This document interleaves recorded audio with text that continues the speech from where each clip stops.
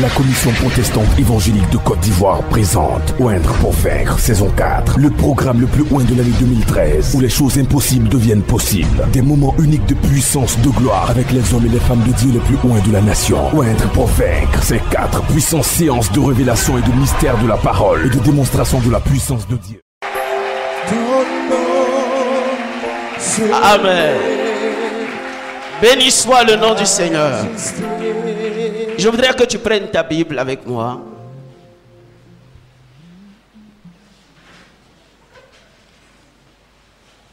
Dans le livre de Jean.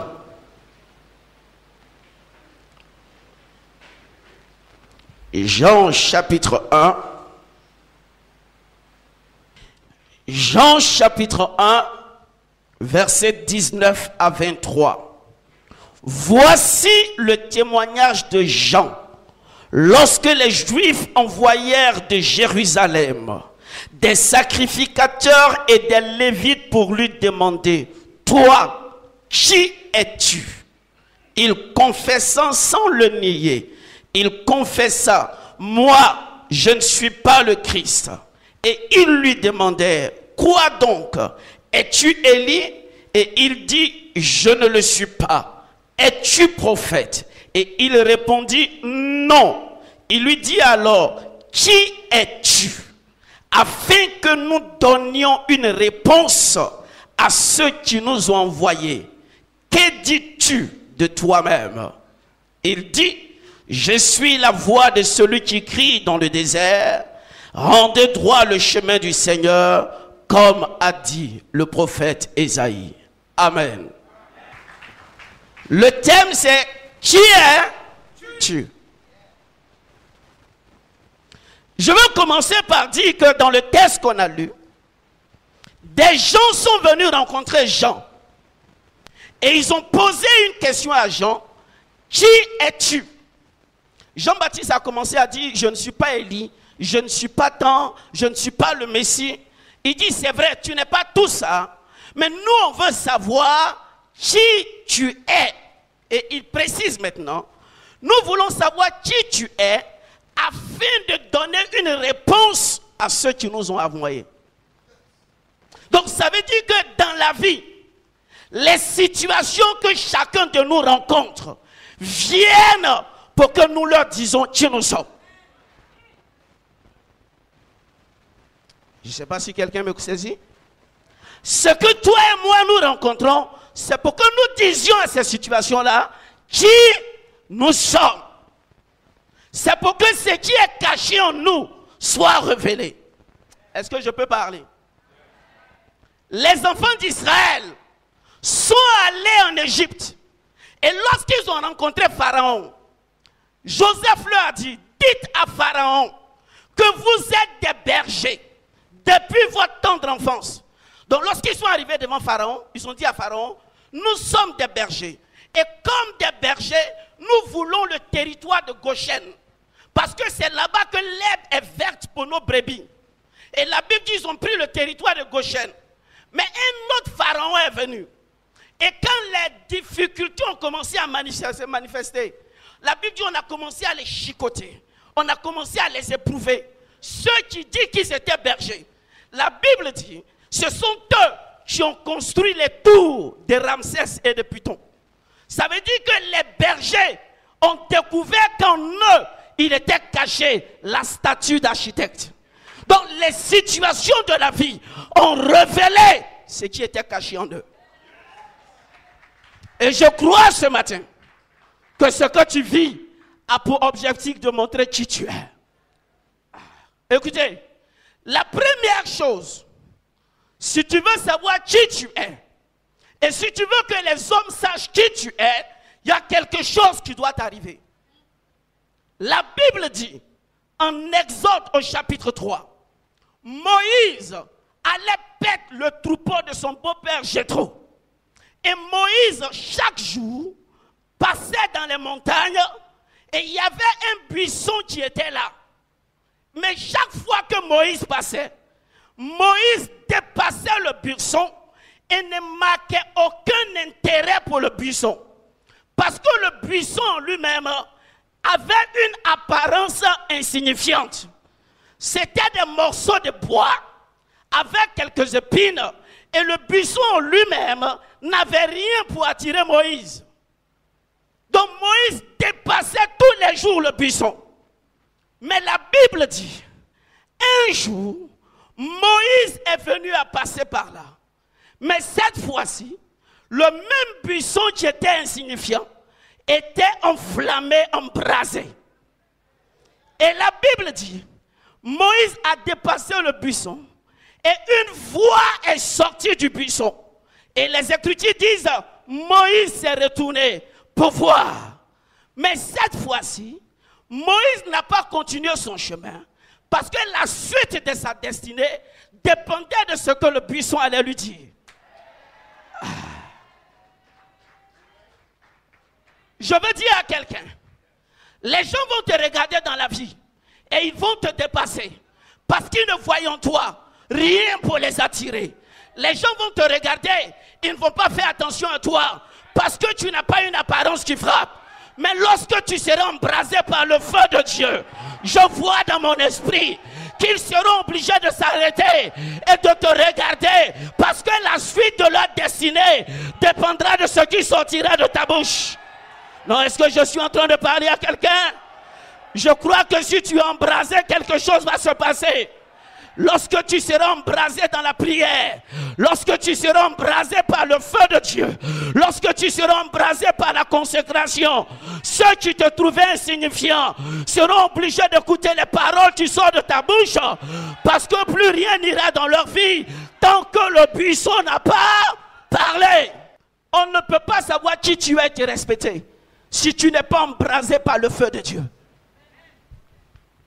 On a une heure où il faut que tu comprennes que tu n'as pas besoin de te débattre ou de te battre pour que les gens sachent qui tu es.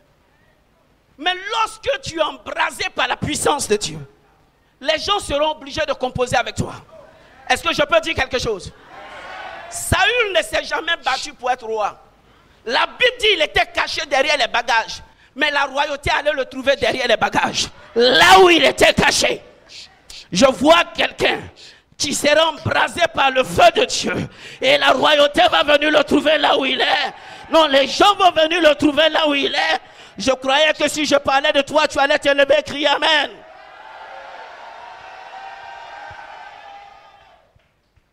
Il faut que tu sois embrasé. Et pour être embrasé, ça passe par la consécration. Vous savez, en Côte d'Ivoire, on parle peu, mais on parle beaucoup, mais on se consacre peu. Regardez, beaucoup de personnes disent, j'ai des attaques. J'ai observé les mouches. Les mouches se posent sur la nourriture. Les mouches se posent sur la boisson. Les mouches, même malgré qu'on les chasse, se posent sur nos têtes. Elles partent et repartent. Mais je n'ai jamais vu de toute ma vie une mouche s'asseoir sur un fer à repâcher chaud.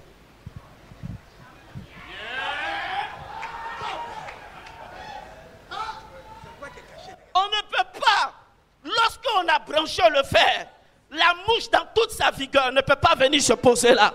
Je vois des esprits qui ne peuvent pas jouer avec toi lorsque tu seras embrasé. Je vois des forces qui ne peuvent pas jouer avec toi lorsque tu seras embrasé. Frère, il faut que le feu monte en toi. Jésus a dit, je suis venu pour que vous soyez baptisés du Saint-Esprit et de... Il faut qu'on rentre dans la dimension du feu. On ne pourra pas savoir qui nous sommes si nous ne sommes pas des hommes de feu. L'église est née dans le feu. Et l'église a vécu par le feu. Élie a travaillé avec le feu. Il faut que toi et moi, nous soyons des gens qui se consacrent et qui sont embrasés par le feu. Nous n'aurons pas besoin de dire qui nous sommes. Le monde saura qui nous sommes.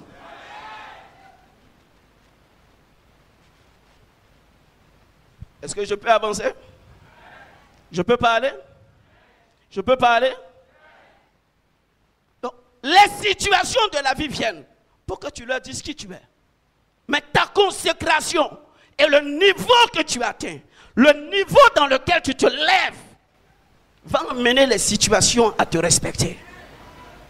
Jésus est arrivé quelque part. Ce sont les démons eux-mêmes qui se débattent pour dire qui a-t-il en toi et nous, fils de Dieu.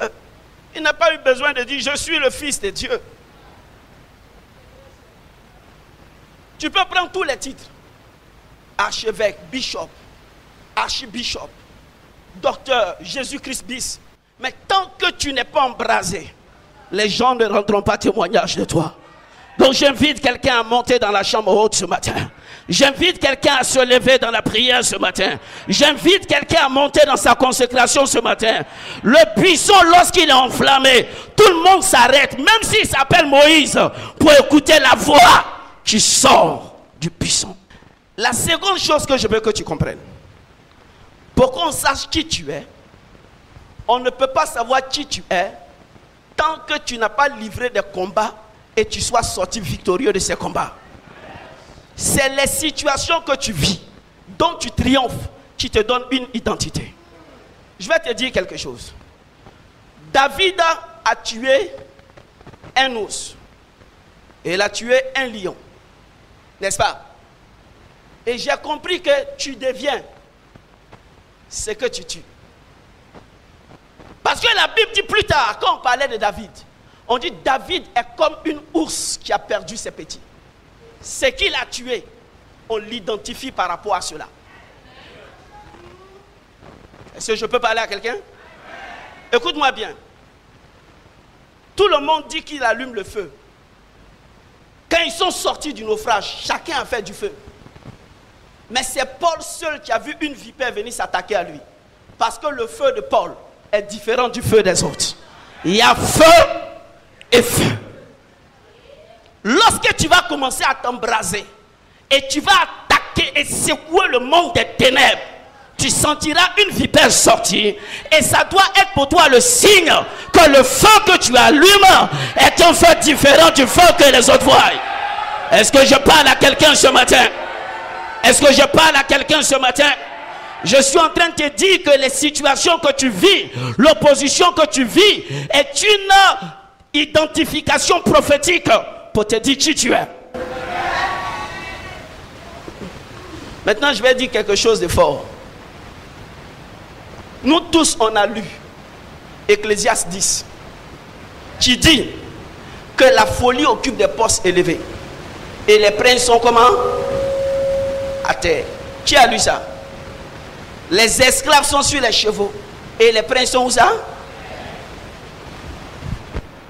Je vais parler à quelqu'un dans la dimension du combat. J'ai beaucoup réfléchi à ce test. J'ai dit pourquoi la folie occupe les postes élevés et puis les princes sont à terre. Pourquoi les esclaves sont sur les chevaux et les princes sont à terre? Et Dieu m'a donné le secret. Il dit va en Genèse 49. Quelqu'un peut me lire le verset 17 de Genèse 49. N'importe qui tu trouves. Dansera un serpent sur le chemin, une vipère sur le sentier, mordant les talons du cheval pour que le cavalier tombe à la renverse. On parle là des tribus d'Israël. Et il y a une tribu d'Israël qui s'appelle Dan. Et le texte dit, Dan sera un serpent sur le sentier, mordant le talon des chevaux pour que le cavalier tombe à la renverse. Donc j'ai compris que lorsque le peuple d'Israël traversait la mer Rouge, la première tribu à passer devant c'était Juda. Parce que Juda signifie louange. Donc Juda a ouvert par la louange le chemin. Et quand le pharaon et son armée sont rentrés, la tribu de Dan a suivi. Parce que la Bible dit, dans la mer Rouge, Pharaon et tous les cavaliers sont tombés à la renverse. Donc j'ai compris que le secret, pour que le cavalier tombe et le cheval tombe, il faut qu'un serpent morde le talon du cheval.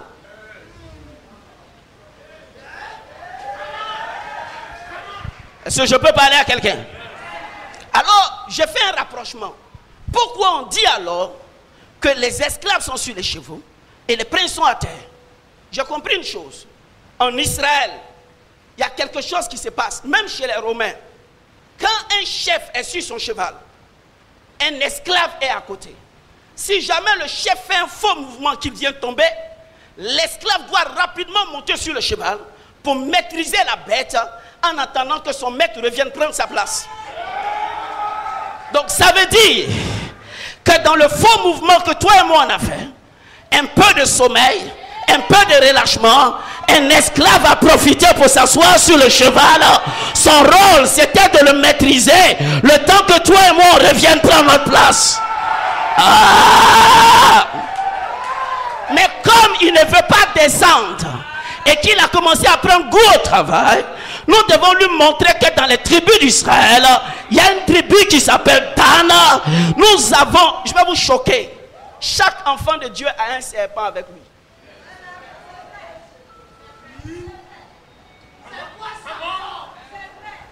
Je dis, dans les âmes spirituelles là, chacun a un serpent. Et vous utilisez beaucoup d'âmes, vous n'utilisez pas votre serpent. Jésus lui-même était identifié à un serpent. Maintenant, écoutez ce que la Bible dit. Dans le même texte d'Ecclésiaste 10.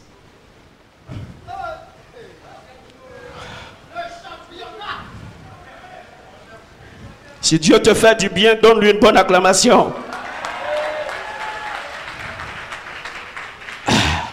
Regardez ce que la Bible dit. Au verset 8. Celui qui creuse. Parce que ça commence au verset 7. Hein, j'ai vu des esclaves sur des chevaux. Et des princes marcher à pied. Comme des esclaves. Mais pourquoi quand on finit de dire ça net, on tombe sur celui qui creuse un mur, un trou dans le mur et on parle de serpent? Il y a quel lien entre les deux textes? Il y a un lien. Regardez maintenant. La Bible dit, celui qui creuse une fosse ou un trou dans le mur, celui qui fait une brèche dans une clôture, sera mordu par un serpent. Donc la Bible dit, quand il y a un mur comme ça, celui qui vient faire un trou dans le mur, il doit être mordu par un serpent. Le mur est fait de quoi? Non. Il est fait de pierre. N'est-ce pas? Il est fait de pierre. Que vous appelez ça brique ou pas, ce sont des pierres. Maintenant, regardez ce que la Bible dit dans la suite du texte. Celui qui remue des pierres en sera blessé. Maintenant, la Bible dit en 1 Pierre 2 au verset 5, toi et moi, nous sommes des pierres vivantes. Donc, ça veut dire, celui qui vient remuer la pierre que tu es, pour mettre un trou dans ta destinée, pour mettre un trou dans la sécurité que Dieu a mis autour de toi, doit être mordu par un serpent, doit sortir de là blessé. Celui qui remue une pierre, on sera blessé. Et celui qui creuse un trou dans le mur, sera mordu par un serpent. Je vois que le sorcier qui a creusé un trou dans le mur de ta destinée, je vois que le petit mystique qui a creusé un trou dans le mur de ta destinée, qui est venu secouer la pierre que tu es, nous allons libérer de façon prophétique d'âme, afin qu'il monte le talon des chevaux, que l'esclave tombe et que le prince retrouve sa place sur le cheval. Parce que dans la dimension du combat spirituel, nous devons utiliser toutes les armes que Dieu nous a données. Ce matin, il va y avoir une opération avaler les avaleurs. Pharaon avait ses serpents, Moïse avait son serpent, et le serpent de Moïse a avalé. Donc tout à l'heure, quand on va prier, on va libérer Dan. Parce qu'un esclave doit redescendre. Le cheval là, c'était en entendant. Je vais vous dire quelque chose. Il y a des situations où quand Dieu trouve que tu n'es pas prêt, il peut laisser quelqu'un gérer la bénédiction en entendant. Est-ce que vous savez que la prophétie dit que le sceptre royal ne s'éloignera pas de Juda? Ça veut dire que tous les rois doivent sortir d'où ça? De Juda. Mais le premier roi d'Israël, il sort où ça? De Benjamin. Et vous savez pourquoi? Au moment où Dieu voulait un roi pour Juda, Juda lui-même était dans l'inceste avec Tamar. Et Dieu ne pouvait pas prendre un roi incestueux. Donc on a permis que quelqu'un de la tribu de Benjamin gère pendant que le champion de Juda s'apprête et qu'il soit prêt. Donc il y a des esclaves qui gèrent ta bénédiction. Mais aujourd'hui tu seras révélé pour reprendre la place. Tu seras révélé pour reprendre la place. tu seras révélé pour reprendre la place. Si j'étais à ta place, j'allais crier, c'est de moi qu'il s'agit.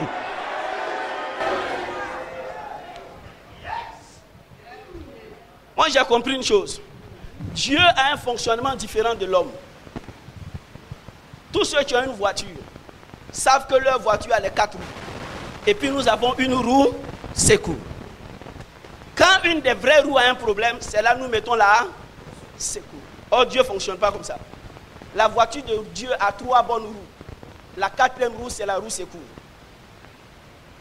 Et quand la roue secours a un problème, Dieu l'enlève et il met maintenant la bonne roue. Saül était la roue secours. David était la bonne roue. Vashti était la roue secours. Esther était la bonne roue.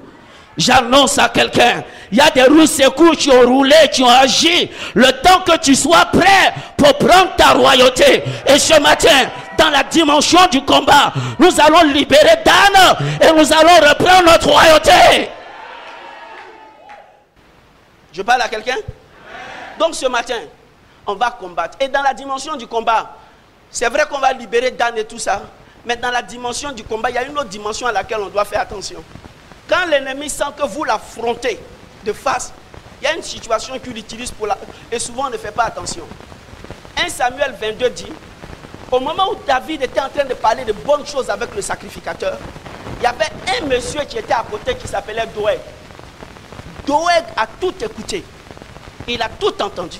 Et il a tout rapporté à Saül. Et Saül a mis sur pied une armée, Doeg même à la tête, et ils ont égorgé 80 sacrificateurs. Et David a attrapé sa tête, il dit c'est de ma faute. Quand je parlais, j'ai moi-même vu que Doeg l'édomite était à côté. Dans la dimension du combat, quand vous voulez parler de vos choses importantes, s'il y a un Doeg à côté, demandez-lui de se lever. On ne se gêne pas. On ne parle pas de nos affaires devant tout le monde. Donc, parce que c'est celui qui rentre dans ton secret là, c'est lui qui peut te tuer, te vendre. Donc quand je veux parler de mon affaire, je regarde si Doeg n'est pas dans les parages. Est-ce que Dieu parle à quelqu'un? Est-ce que Dieu parle à quelqu'un? Donc voilà une deuxième chose qui va faire qu'on saura qui tu es. Première chose, tu dois t'embraser. Deuxième chose, tu dois te lever dans la dimension du combat. Lorsque tu attises un feu, ça va attirer forcément une adversité. Mais l'adversité a pour but de révéler qui tu es. Troisième chose, avant que je ne termine, j'ai 4 petits points à vous donner. Troisième chose, on ne peut pas savoir on peut savoir qui tu es à partir de celui avec qui tu marches. Dis-moi qui tu fréquentes, je te dirai qui tu es. Écoutez-moi bien. Quand on regarde dans la Bible, celui qui a reçu toutes les bénédictions de son père entre Jacob et Ésaü, c'est Jacob. Mais comment se fait-il qu'à la fin, c'est ce Jacob-là qui se prosterne 7 fois devant? C'est à cause des connexions. Quand les deux sont quittés là, Jacob est allé chez Laban. Oh, Laban était un féticheur. Ésaü est allé se marier à une Ismaélite. Quelqu'un qui a le sang d'Abraham. C'est pourquoi l'autre, malgré tout ce qu'on a prononcé, s'est prosterné devant lui. Tout est dans les connexions que tu fais. C'est pourquoi Jésus, il est né chez Joseph le charpentier. Et il a compris que ça allait finir avec les coups.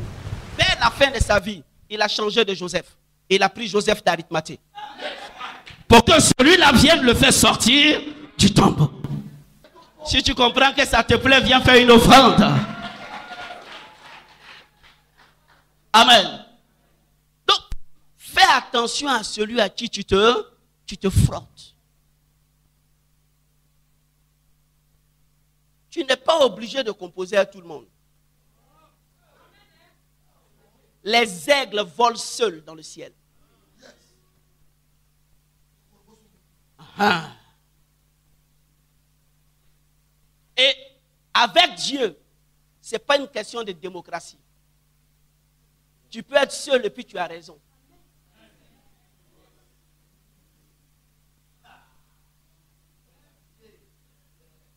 Tu marches avec qui? Il y a des gens qui ont l'esprit de Saül. dès que David sort, il a pu. Donc il y a des gens, tant que tu es à côté d'eux, tu ne peux pas éclore. T'encourage pas ton éclosion. Regardez Jonathan. Quand on est dans les connexions, ce n'est pas une question de sentiments. Toi, Jonathan, tu sais que David est le futur roi. Tu as enlevé ta ceinture. Tu as enlevé ton manteau. Tu as pris ta canne. Tous tes attributs de prince, tu les as remis à David. Et tu laisses David. Tu repars avec Saül. Pour mourir avec Saül. À cause des sentiments.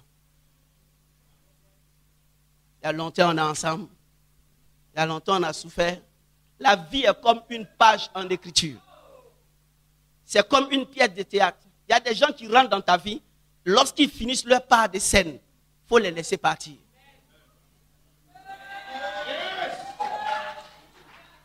Parce qu'il y a des gens, à force de vouloir les retenir forcés, ça va te détruire. Pourquoi? Parce que Dieu a déjà vu qu'en réalité, le torrent allait sécher à Kérish. C'est pourquoi il dit à Élie, va maintenant à Sarepta. Mais si tu veux rester forcément à Kérish, la sécheresse va te tuer. La provision de Dieu se déplace.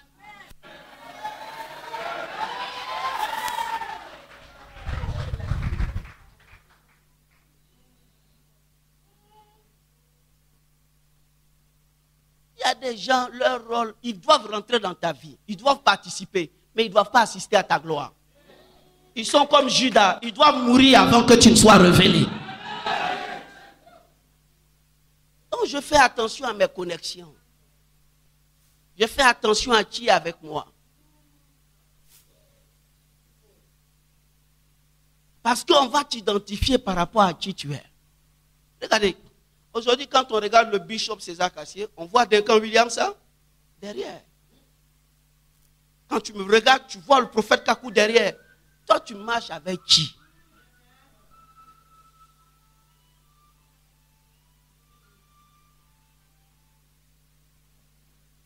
Alléluia. Est-ce qu'on peut acclamer le Seigneur? La sonnerie du doyen nous a rappelé un peu la Chine. Il faut dire que même les Chinois sont au courant de ce qui se fait ici.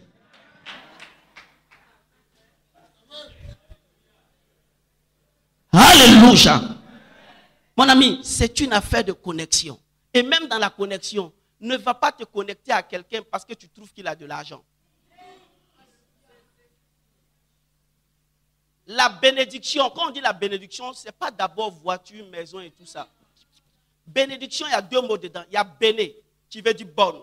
Diction, qui veut dire parole. Donc la bénédiction, c'est les bonnes paroles qu'on prononce sur toi. Et c'est la parole qui est en toi, lorsque tu l'actives par ton travail, tu produis les maisons, les voitures, les grâces et tout ça. Donc là où tu es assis, si jamais tu avais reçu une bonne parole, tu es béni.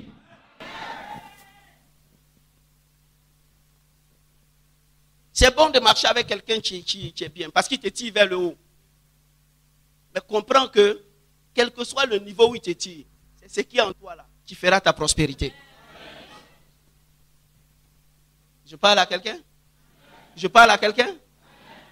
David s'est levé et il allait trouver un roi. Quand ils ont vaincu l'ennemi, la Bible dit David a pris la couronne du roi. Et il y avait une grosse pierre assortie sur la couronne. Et David est venu poser la couronne sur sa tête. Quand David a posé la couronne du roi vaincu, dans la suite des événements, il a commencé à avoir des problèmes dans la famille de David jusqu'à la fin. Et j'ai compris que dans les connexions, il y a des couronnes contaminées. Il y a des gens, il faut savoir d'où vient sa pierre qui est sur sa couronne avant de te connecter à lui. Il y a des chairs, ce n'est pas sur toutes les chairs, il faut aller prêcher. Il y a des chairs, quand tu vas là-bas, c'est fini, tu perds ton message. Donc, il y a que, on prêchait là, on va prêcher toute notre vie. Mais il faut savoir où tu vas. Il faut savoir à qui tu te frottes. Frotte-toi avec des gens qui sont bénis, mais tu les connais, tu connais la source de leur bénédiction. Frotte-toi avec des gens qui vont te tirer vers le haut. Frotte-toi avec des gens qui ont la vision des grandes choses. Je parle à quelqu'un? Voilà. Donc si tu te connectes à quelqu'un, c'est parce que Dieu a permis la connexion, ou bien parce que cette personne-là veut marcher avec toi et tu sais qui elle est. Le secret d'une bonne connexion fait que la personne que tu es va se manifester. Mes amis, on ne peut pas réussir sans bonne connexion. La vie est faite de connexions. À partir de tes connexions, on peut savoir qui tu es. Parce que si tu marches avec un charbonnier, on sait que tu n'es pas loin de vendre du charbon. Donc tu marches avec qui? Tu te connectes à qui? Et quand tu te connectes à quelqu'un, c'est par rapport à quoi? Qu'est-ce que Dieu t'a dit sur la personne? Essayez pas à quelqu'un. C'est des éléments importants. Si moi, vous me voyez marcher avec quelqu'un, c'est que je sais qui il est. Amen. Je marche avec le bishop César Cassier, je sais qui il est. Et je marchais à lui avant même qu'il ne soit prospère. Je marche avec Domoro, je sais qui il est. Mais tu ne peux pas marcher avec quelqu'un sans savoir qui il est. Nous côtoyons l'archevêque parce que nous savons qui il est et d'où il vient. Quelqu'un ne peut pas se lever comme il va venir. Venez là, il va nous rassembler pour faire 4. On ne sait pas c'est qui. Si on est ici, il a un parcours. Et dans la vie d'un homme de Dieu, il faut comprendre qu'il y a deux choses. Il y a le parcours et il y a la grâce. La grâce peut tomber sur tout le monde. Mais le parcours n'est pas donné à tout le monde. Donc connecte-toi à des gens qui ont un parcours, qui sont une référence, qui ont fait leur preuve. Sinon la grâce peut tomber sur quelqu'un qui va faire marcher les paralytiques. Mais devant les problèmes de la vie, c'est le parcours qui va faire la différence, pas la grâce.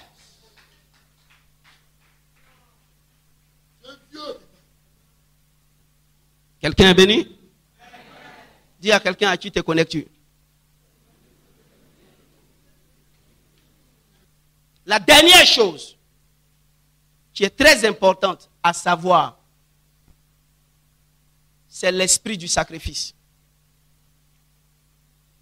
Si tu veux qu'on sache qui tu es, si tu veux devenir quelqu'un, il faut que tu aies la mentalité du sacrifice. Est-ce que je parle à quelqu'un? Les chrétiens ont un problème. Dieu a dit, je ferai de vous une nation sainte, un royaume de... Mais on est des sacrificateurs qui ne font pas de... Les pasteurs veulent réussir dans la vie, mais eux-mêmes n'apprennent pas à donner.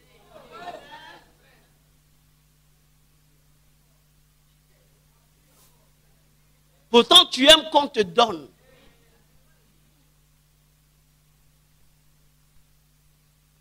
Tu ne peux attirer que ce que tu aimes. Je vais vous dire une chose. Dans la Bible, là, tout est sacrifice. Tout le monde dit non, Jésus a ouvert les yeux de Bartimée par compassion. C'est parce que Bartimée a fait un sacrifice.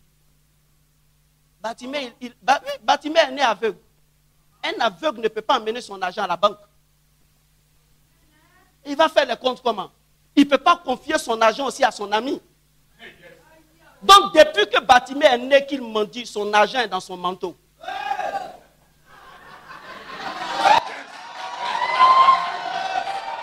Et le jour où il rencontre Jésus, il déchire son manteau. Quand Jésus voit l'offrande, il dit, que veux-tu que je fasse pour toi?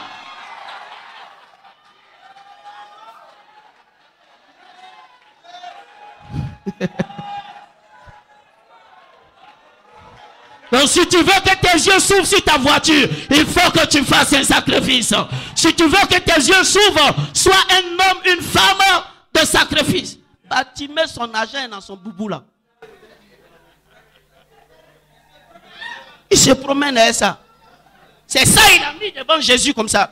Il dit, que veux-tu que je fasse pour toi?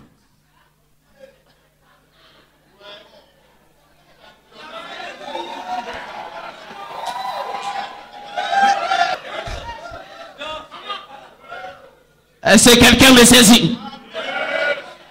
Donc, dans la Bible, eux tous ont compris que c'est une affaire de sacrifice. Et dans les sacrifices, il faut que tu sois violent. De toute façon, tu fais l'offrande, je vais te donner une autre révélation. Regarde, Pierre et Jean montent au temple à l'heure de la prière. Ils trouvent un paralytique assis à la porte du temple. Pierre lui dit, nous n'avons ni or ni argent. Maintenant, regardez la conjugaison. À un moment, ça change. Pierre dit ce que j'ai. Il ne dit pas ce que nous avons. Ça veut dire que Pierre avait quelque chose que Jean n'avait pas. Il y a le respect dans le ministère. On peut tous parler, mais à un niveau donné, les plus jeunes seront obligés de se taire. Les deux parlent ensemble. Regarde-nous. Nous n'avons ni or ni argent. Mais à un moment, Jean ne parle plus. Pierre dit ce que j'ai. Il ne dit pas ce que nous avons.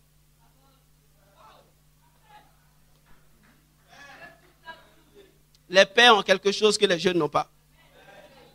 Jean ne pouvait plus continuer. Mais ce n'est pas ça qui est la révélation. La révélation, c'est que il regarde le paralytique et puis il lui dit, lève-toi et marche. La Bible dit, c'est un paralytique mendiant. Pierre lui dit, lève-toi et marche. Il est encore assis. C'est la première fois dans la Bible que j'ai vu qu'on force quelqu'un pour son miracle. La Bible dit, Pierre l'a pris par la main et il l'a soulevé pour le faire marcher. Vous savez pourquoi? Un mendiant qui est à la porte du temple, à cause de lui, les offrandes ne rentrent plus dans le temple. Et on lui dit, lève-toi, tu vas marcher. Il fait comme il n'entend pas. On l'a soulevé et on l'a fait marcher.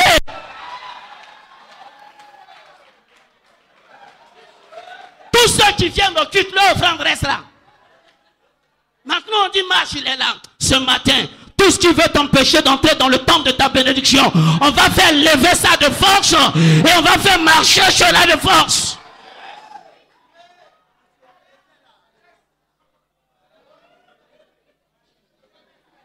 S'ils font comme ils n'entendent pas, ils vont marcher forcé. Le célibat qui ne veut pas entendre, on va le faire marcher. La maladie qui ne veut pas te quitter, on va la faire marcher. Le chômage qui ne veut pas te lâcher, on va le faire marcher. La stérilité qui ne veut pas, on va la faire marcher.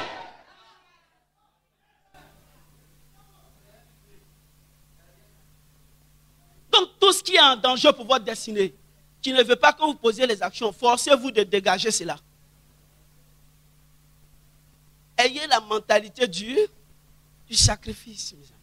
Les musulmans sont en avance, pourquoi? Dans tout ce qu'ils font, c'est un sacrifice.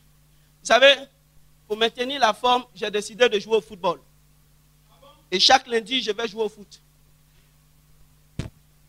Et là où on était allé jouer au foot, c'est au Vallon. On appelle l'endroit le temple du foot. C'est bien joli là. Et donc la dernière fois où il m'a joué, je rencontre le propriétaire. C'est un Marocain arabe. Donc je lui dis, mais tu vois, tous mes amis là, on est des pasteurs et puis on joue. Normalement, tu dois nous payer la dîme. Et il me regarde, il me dit, c'est quoi la dîme? Et je lui explique. Et vous savez ce qu'il me dit? Ça m'a choqué. Il dit, vous êtes encore dans la dîme. Nous, on paye à chaque imam 20% de tous nos revenus. Donc, eux, ils ont dépassé 10%. Ils sont dans 20%.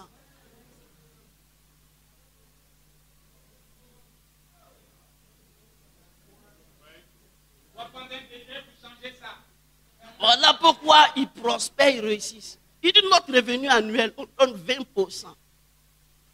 Et il a donné le nom. Je n'ai pas pu retenir le nom. C'est long. La zakat. Ah, sois béni, maman.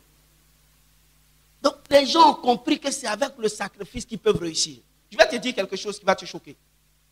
Tant que tu ne te libères pas de ce qui est ancien, ce qui est nouveau ne peut pas venir. Pour recevoir le manteau d'Élie, lisez bien vos Bibles. Élie a déchiré son vieux manteau. Élisée, quand il a fini de déchirer son manteau, c'est là qu'il a tendu les mains pour prendre le manteau d'Élie. Quand quelque chose de nouveau se présente à toi, apprends à abandonner ce qui est ancien. Abandonne la vieille voiture et ta nouvelle voiture vient. Mais toi, tu ne veux rien relâcher. Je vais faire un exercice avec vous. Tout le monde, respirons, allons en haut. Tout le monde. Restons comme ça. Qui t'a dit de descendre? Non, qui t'a dit de descendre? Tu es descendu, non? Autant de fois qu'on va faire, tu vas faire quoi? C'est parce que si tu prends, que tu ne relâches pas, tu meurs. Toute la vie est donnée et relâchée. On boit l'eau, on relâche. On mange, on relâche. Tout le système est fait de donner.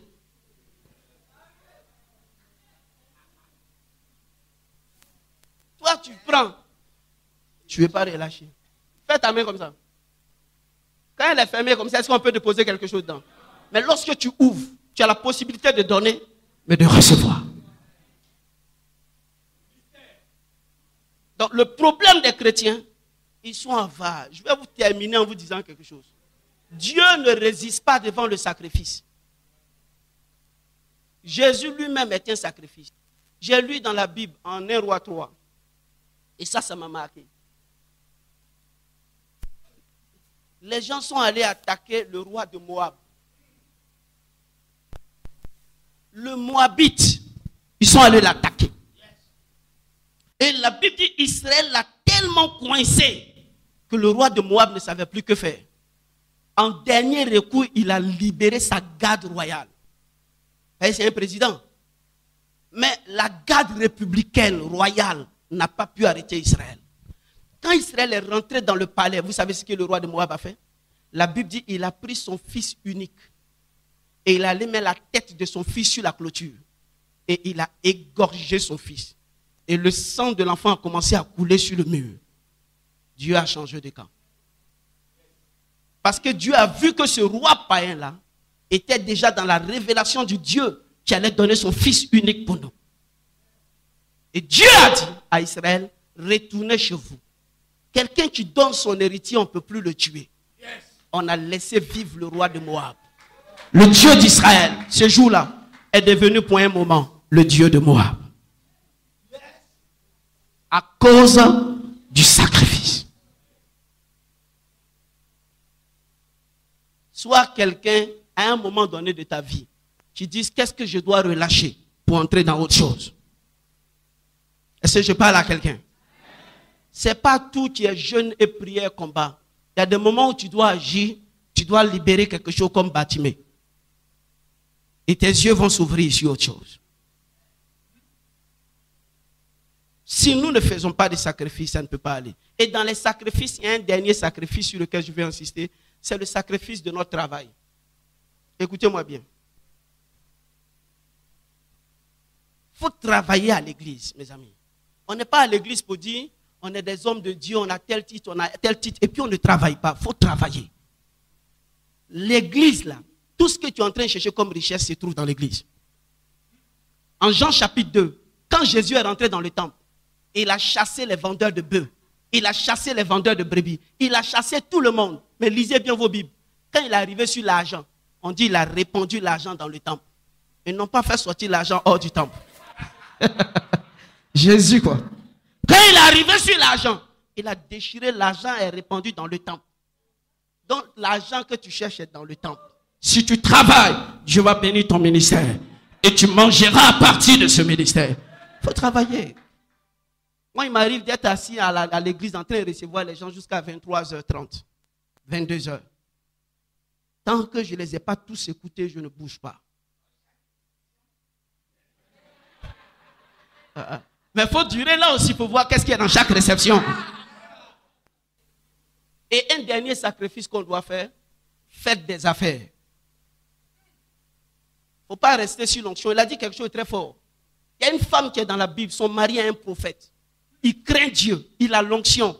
Mais quand le monsieur est mort, ils sont venus prendre les enfants en otage pour payer les dettes du mari. Écoutez-moi bien. L'apôtre Paul est toute l'onction qu'il avait. Il était un réparateur de tentes.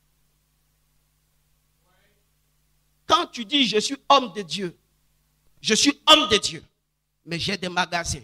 Je suis homme de Dieu, mais j'ai des boutiques. Je suis homme de Dieu, mais je suis tant de formation. Sinon, l'onction, je vais te dire quelque chose. Mon père spirituel, Kakou, m'a dit, un jour, il a eu une vision. Il était arrêté comme ça. Et il y avait deux trous. Un trou à sa gauche, un trou à sa droite. Dans le trou de la droite, il y avait le peuple. Et dans le trou de la gauche, il y avait ses fils spirituels qu'il a consacrés. Et dans les deux trous, chacun criait, tombe chez nous, tombe chez nous. Parce qu'il sentait qu'il devait tomber. Je n'ai pas dit qu'il a chuté.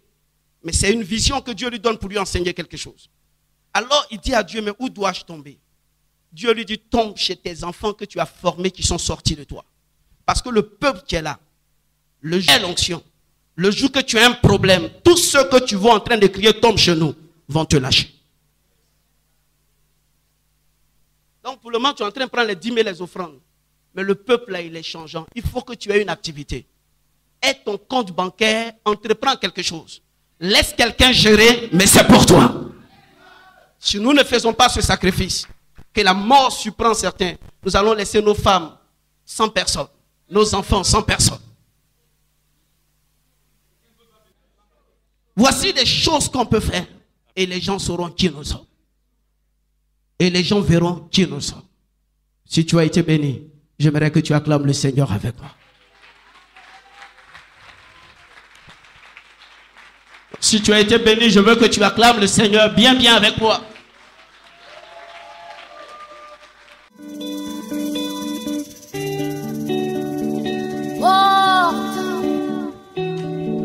Et le fait voler tombe,